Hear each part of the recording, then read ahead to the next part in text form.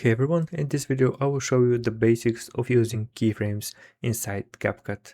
I'm going to use this car video for example to make you understand how keyframes are working. So let's say that you want to zoom in and zoom out of this clip using a keyframe without having to cut the clip. So let's say we're going further into the clip, somewhere around here. I'm selecting the clip and selecting the transform diamond in here so I can add the first keyframe. I'm selecting it, and now I'm zooming inside the car, just like that. And then I'm moving further into the timeline, and then selecting it once again. As you can see now on the timeline, I have these two diamonds, which are keyframe number 1 and 2. Now my whole clip is in the same position, but if I go in the beginning, and I double click on the scale and position, we're going to start up with the original position of the clip, and when it's going to the second one, it's going to zoom in, it's going to stay for a bit and continue for the rest of the clip.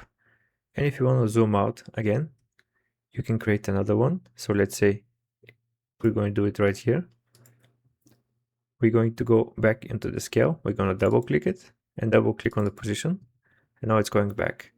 So starting from first keyframe right here until the second one, it's going to gradually slowly zoom in, and between keyframe number 2 and keyframe number 3 is going to hold its position, and between keyframe number 3 and keyframe number 4 is going to zoom out way faster, and this is because the keyframes are closer to each other. So let's preview. Slowly zooming in, holding in and pulling out. So if you want faster zoom in and zoom out, you just have to bring the first and last keyframes closer to the other ones.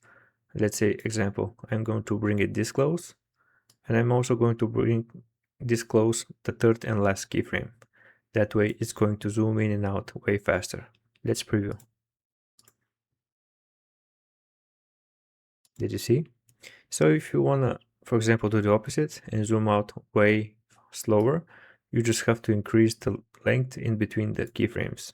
So now it's going to zoom out way slower than zooming in. Let's preview again. Zooming in and slowly zooming out. And that's the very basic of using keyframes in Capcut. I hope this video was helpful. Thanks for watching and see you in the next one.